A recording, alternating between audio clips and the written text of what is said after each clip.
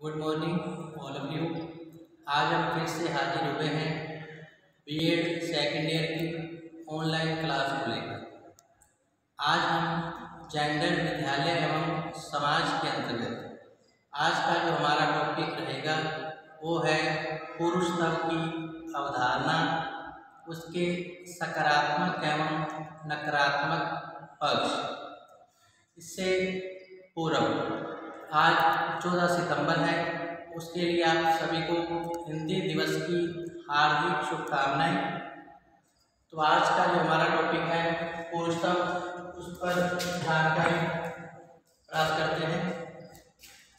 पुरुषत्व का संबंध जैसा कि पुरुष वर्ग से ही होता है, प्रायः विविध संस्कृतियों, विचारों एवं विभिन्न सभ्यताओं में भी पुरुष वर्ग को नारी वर्ग से भिन्न माना गया है, अर्थात उसे श्रेष्ठता प्रदान की गई है। शासन सत्ता का जो अधिकार है वो पुरुष वर्ग को ही सौंपा गया है तथा प्राचीन काल में भी पुरुष जाति का व्यक्ति ही राजा के पद को ग्रहण करता था, चाहे वो प्राचीन काल हो, मध्यकाल हो।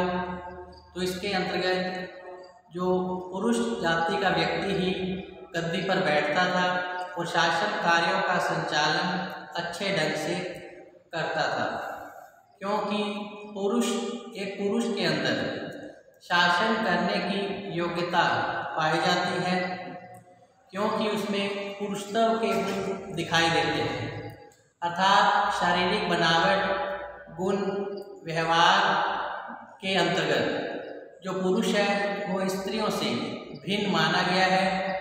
यही कारण है कि महत्वपूर्ण उत्तरदायित्व निर्वह करने का जो अधिकार है वो पुरुष वर्ग को ही सौंपा गया है।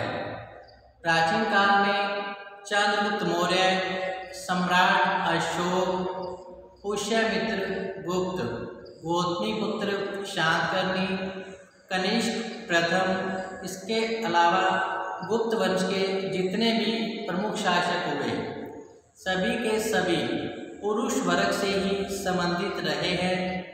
जैसे कि चंद्रगुप्त प्रथम, समुद्रगुप्त, चंद्रगुप्त विक्रमादित्य, स्कंदगुप्त, इसी प्रकार वर्धन साम्राज्य में सम्राट हर्षवर्धन। इसके साथ ही मध्यकाल में भी पुरुष वर्ग का ही वर्चस्व स्थापित रहा है, चाहे वो मध्यकाल हो या फिर पूर्व मध्यकाल अर्थात सल्तनत काल।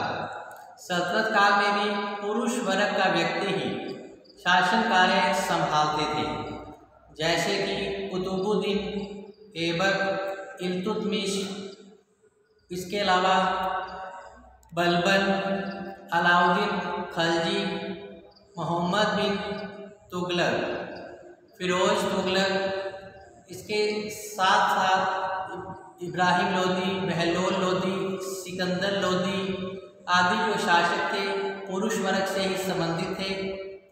ये सभी के सभी सल्तनत काल से संबंधित रहे थे। इसके अलावा मध्यकाल अर्थात मुगल काल में भी पुरुष वर्ग का ही वर्चस्व रहा था, जैसे कि बाबर, हुमायूं के बाद अकबर, जहांगीर, शाहजहां, औरंगजेब। तो इन सभी के हाथों में शासन सत्ता रही और इन्होंने अपने कार्य व्यवहार से सिद्ध भी किया कि इनमें शासन करने के सभी गुण मौजूद थे। तो इस प्रकार पुरुषत्व की भावना के कारण ही जो पुरुष वर्ग है वो नारी वर्ग से भिन्न माना गया है और महत्वपूर्ण उत्तरदायित्व जो है पुरुष को ही सौंपे गए हैं, क्योंकि जो नारी है स्वभाव से कोमल होती है, शारीरिक रूप से भी कोमल होती है और इनके अंदर भावनाओं की प्रधानता रहती है, जबकि एक पुरुष पुष्ट बलिष्ठ होते हैं तथा इनमें उत्तरदायित्व की भावना निभाने की अधिक जो है भावना व्यक्त की जाती है।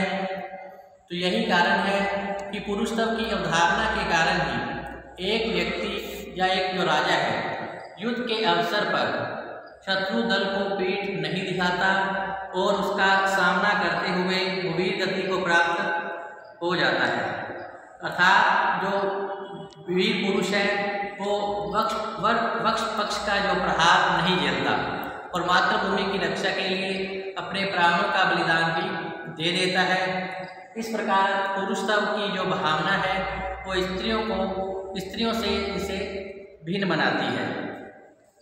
तो इस प्रकार जबकि स्त्री में इस प्रकार की स्थिति कम में देखने को मिलती है, चूँकि रजिया सुल्तान नूरजहाँ ने शासन कार्य को अपने हाथ में लिया था और उनमें योग्यता भी पाई गई थी, लेकिन इसके उदाहरण कम में मिल पाते हैं कि स्त्रियों में भी पुरुषोचित गुण पाए गए हैं।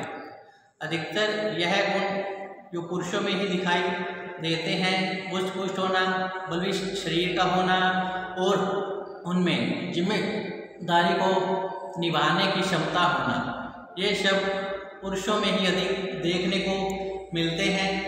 और पुरुषत्व की भावना के कारण ही पुरुष को महान समझा गया है और यही कारण है कि एक पुरुष को कठिन और महत्वपूर्ण जो उत्तरदायित्व है समाज द्वारा इन्हें सौंप दिए गए हैं। इसके कारण जो समाज है स्त्री और पुरुषों में भेदभाव करता है, अर्थात लैंगिक विभेद की स्थिति देखने को मिलती है। तो प्राचीन काल से ही जो राजा था पुरुष वर्ग का ही व्यक्ति होता था, जैसे कि स्पष्ट किया गया है। लेकिन वर्तमान समय में आज इस धारणा में परिवर्तन आया है, क्योंकि आज जो कार्य पुरुष कर सकते हैं उन कार्यों को आज स्त्री भी करने लगी है। आज स्त्री पुरुष में हमारे समाज के अंदर समानता की स्थिति देखने को मिलती है। आज किसी भी रूप में स्त्री पुरुष से कम नहीं है और फिर भी आज के समाज में पुरुषत्व की अवधारणा के कारण ही स्त्रियों का शोषण हो रहा है और यह शोषण किसी न किसी रूप में देखने को मिलता है। तो पुरुषत्व को परिभाषित जो है प्रोफेसर एस के दुबे ने किया है। इनके अनुसार प्रोफेसर एस के दुबे के अनुसार पुरुषत्व का जो आशय है वो पुरुषोचित शारीरिक बनावट, कार्य व्यवहार, गुण एवं विशेषताओं की ओर संकेत करने वाले तथ्यों से होता है, जिसके आधार पर पुरुष को स्त्रियों से भिन्न माना जाता है और उसके लिए विशेष दायित्वों के निर्वहन की व्यवस्था होती है। इस प्रकार प्रोफेसर एस के दुबे ने अपनी परिभाषा के अंतर्गत पुरुषत्व की अवधारणा को स्पष्ट किया है कि पुरुषत्व का आशय पुरुषोचित शारीरिक बनावट, कार्य व्यवहार और गुण एवं विशेषताओं की ओर संकेत करने वाले तथ्यों से होता है। अर्थात पुरुषों की जो बनावट है उसका जो कार्य व्यवहार है, जो गुण है, जो विशेषताओं हैं वो स्त्रियों से भिन्न होती हैं, जो कि समाज में पुरुष को उच्च स्थान प्रदान करने में सहायक होते हैं। जैसा कि पुरुष बलिष्ठ, पुष्ट, बलवान होते हैं और ये भावनाओं में नहीं बहते हैं तथा कठिन कार्य करने में ये सक्षम होते हैं। इसी प्रकार जो स्त्रियां हैं वो कोमल स्वभाव की होती हैं, अतः जो महत्वपूर्ण उत्तरदायित्व है वो स्त्रियों को नहीं सौंपे जाते हैं। तो इसके आधार पर स्त्री को भिन्न माना गया है। तो इस प्रकार पुरुषों के शारीरिक बनावट, कार्य व्यवहार, गुण और लक्षणों के आधार पर ही पुरुष को स्त्री से भिन्न माना गया है और उसके लिए विशेष दायित्वों के निर्वहन की व्यवस्था भी की गई है। तो यही कारण है कि जो स्त्रियां हैं वो घर की देखभाल करना, बच्चों को संभालना, अतिथि सत्कार करना आदि जो कार्य हैं, जो सरल कार्य हैं वो स्त्रियों को सौंप दिए गए हैं, जबकि कठिन और महत्वपूर्ण कार्यों को करने की जो जिम्मेदारी है वो पुरुष वर्ग को सौंप दी गई है। तो इस प्रकार पुरुषत्व की जो परिभाषा है प्रोफेसर एस के दुबे के द्वारा दी गई है। तो इस प्रकार पुरुषत्व पुरुष एवं स्त्री के मध्य शारीरिक बनावट, कार्य व्यवहार, गुण, लक्षण, सामाजिक कर्तव्य, सांस्कृतिक गतिविधियों में विभेद करता है। ये विभेद प्रत्येक स्तर पर आज हमारे समाज में देखने को भी मिलता है। तो इस प्रकार पुरुषत्व का अर्थ परिभाषा जानने के बाद अब हम चलते हैं पुरुषत्व के सकारात्मक पक्ष क्या है, अर्थात पुरुषत्व की जो अवधारणा है वो हमारे समाज के लिए कहाँ तक हितकर है और इसे क्यों आवश्यक समझा गया है। तो पुरुषत्व के सकारात्मक पक्ष में सबसे पहला जो हेडिंग है वो है योग्यता के अनुरूप दायित्व जो कि पुरुष के द्वारा निभाए जाते हैं। नंबर 2 है धर्म के अनुरूप दायित्वों का निर्वाह पुरुष के द्वारा किया जाता है। तीसरी बात सांस्कृतिक व्यवस्था के अनुरूप दायित्व पुरुष के द्वारा ही संभाले जाते हैं।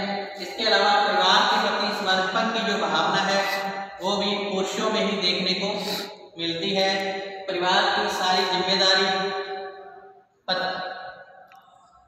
पत्नी, बच्चों, माता पिता और अतिथि आदि सबकी महत्वपूर्ण जिम्मेदारी वो पुरुषों को ही सौंपी गई है।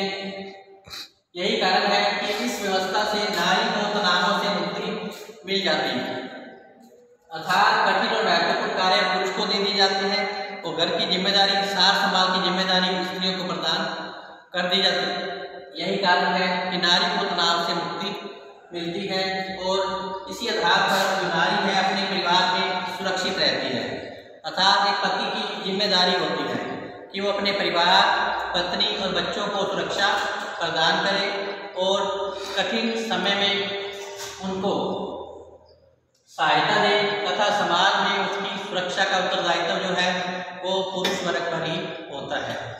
इसी प्रकार पुरुषत्व की अवधारणा के कारण ही जो नारी का जीवन है वो सुखमय बन जाता है, क्योंकि एक पुरुष अर्थात पति की ही जिम्मेदारी होती है कि वो अपने पत्नी की हर सुख सुविधा का ध्यान में रखे और उसके साथ समानता का व्यवहार करे, सम्मानजनक व्यवहार करे। इसी प्रकार पुरुषत्व की अवधारणा के कारण ही जो नारी का समाज में स्थान है वो भी सम्मानजनक बन जाता है। जैसे कि मान लो कोई व्यक्ति या पुरुष डॉक्टर है तो इसके साथ साथ उसकी पत्नी को भी महत्वपूर्ण जो सम्मान मिल जाता है कि ये डॉक्टर की पत्नी है या फिर ये शिक्षक की पत्नी है, अर्थात ये भी जैसे वो हमारे सर है तो ये हमारी मैडम है। तो इस प्रकार पुरुष को मिलने वाले सम्मान के साथ साथ स्त्रियों का समाज में भी सम्मान बढ़ जाता है कि इसके मान लो एक स्त्री का पति उच्च प्रशासनिक पद पर है तो उसे जो सम्मान मिलता है तो समाज वो सम्मान पुरुष के साथ साथ स्त्री अर्थात उसकी पत्नी को भी सम्मान देता है। तो समाज की नज़र में स्त्रियों का सम्मान भी बढ़ जाता है। तो इस प्रकार पुरुषत्व के सकारात्मक पक्ष को अब हम विस्तार से अध्ययन करेंगे। तो पहला हेडिंग जो है हमारी वो है योग्यता के अनुरूप दायित्वों का निर्वाह। तो पुरुषत्व का सकारात्मक जो पहला पक्ष है इसका वो है पुरुषों को योग्यता के अनुरूप ही दायित्व सौंपे जाते हैं, अर्थात समाज और देश की रक्षा का जो भार है वो हमारे पुरुष वर्ग को ही सौंपा जाता है। यही कारण है कि हमारे भारतीय सेना में महत्वपूर्ण जो पद होते हैं वो पुरुष वर्ग को ही प्रदान किए जाते हैं, क्योंकि इनमें इनके शरीर बलिष्ठ होता है, पुष्ट होता है और देश और समाज की रक्षा करने में ये लोग समर्थ होते हैं। यही कारण है कि समाज में पुरुष को स्त्रियों से भिन्न माना गया है और महत्वपूर्ण जो दायित्व है वो पुरुष को ही सौंप दिए गए हैं, अर्थात कठिन कार्य पुरुष को दिए जाते हैं और सरल कार्य स्त्रियों को सौंप दिए गए हैं। इसी प्रकार नेक्स्ट 2 नंबर धर्म के अनुरूप दायित्वों का निर्वाह। इसी प्रकार धर्म के अनुरूप भी पुरुषत्व के आधार पर पुरुष की प्रधानता स्वीकार की गई है। जैसे कि पुरुष वर्ग को राजा के रूप में धर्म के अंतर्गत स्वीकार किया जाता है।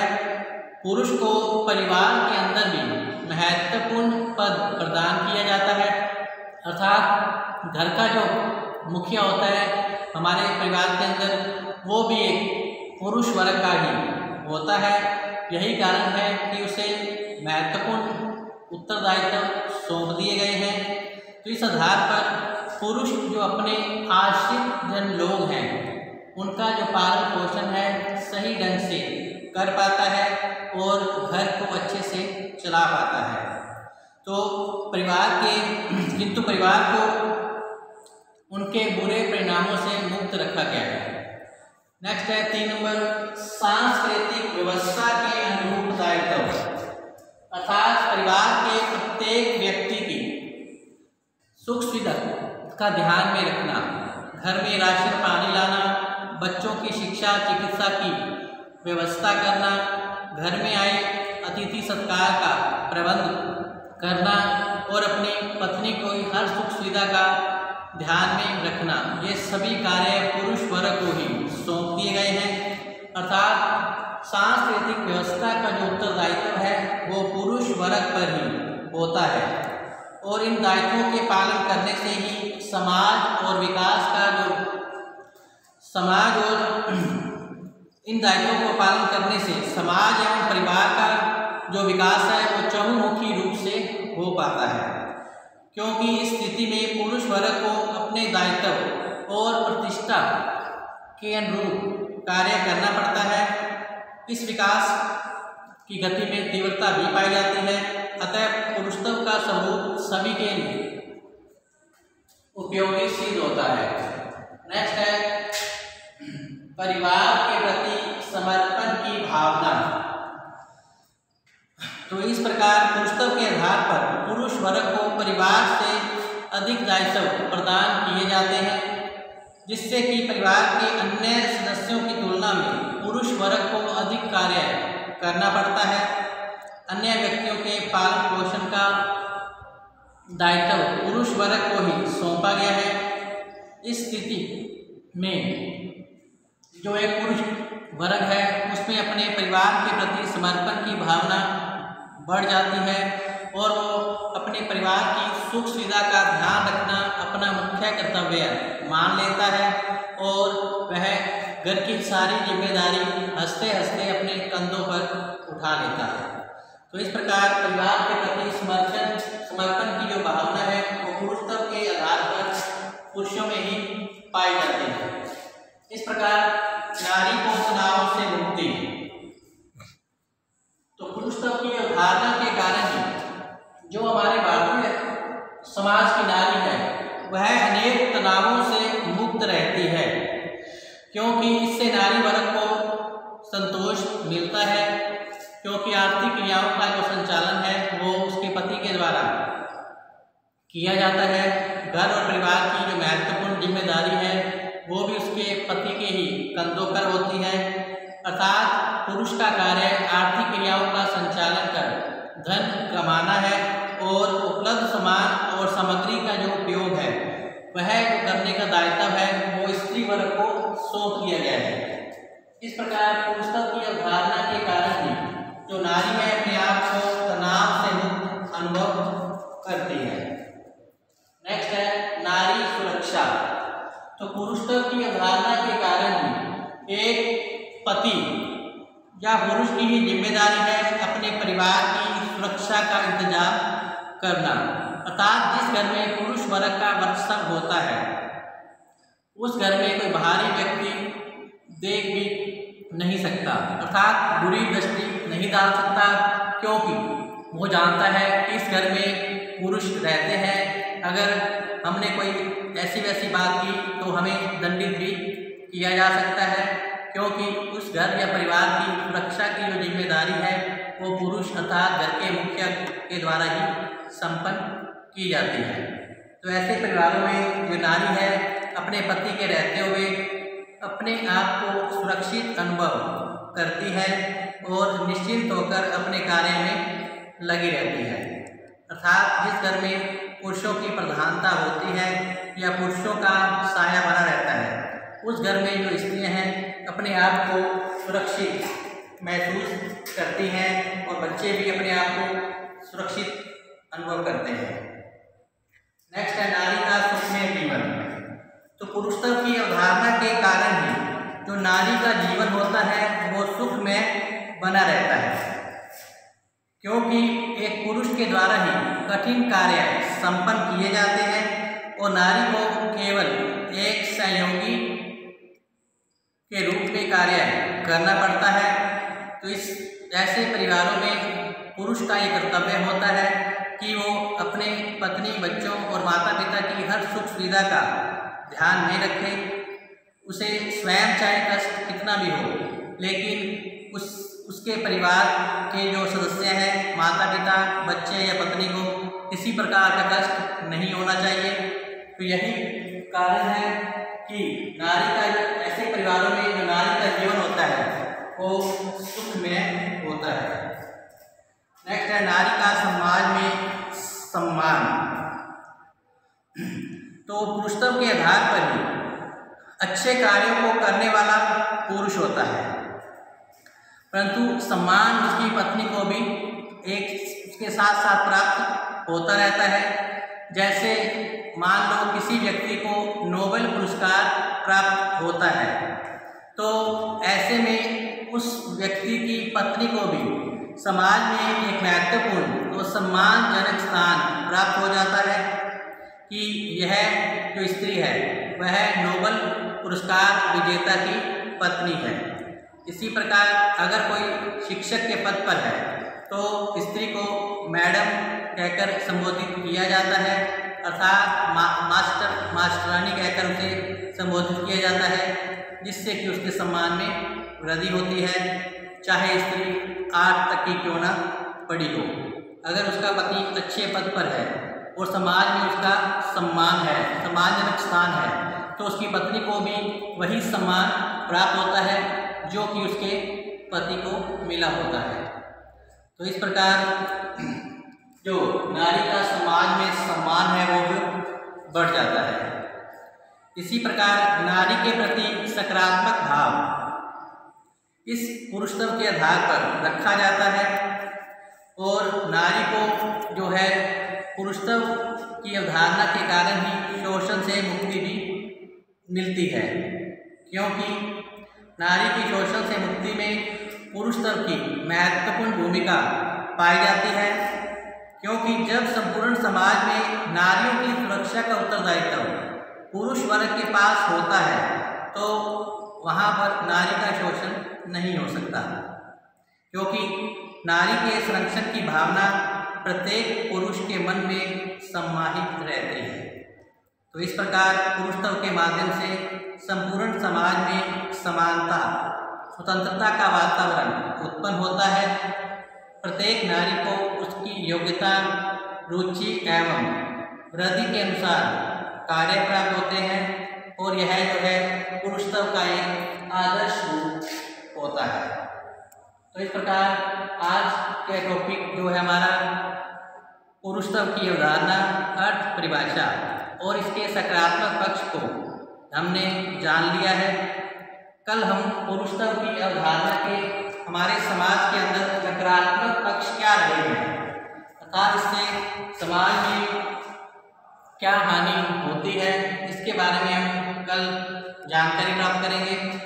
तब तक आप घर पर रहें, सुरक्षित रहें और पढ़ते रहें। इसके साथ ही धन्यवाद।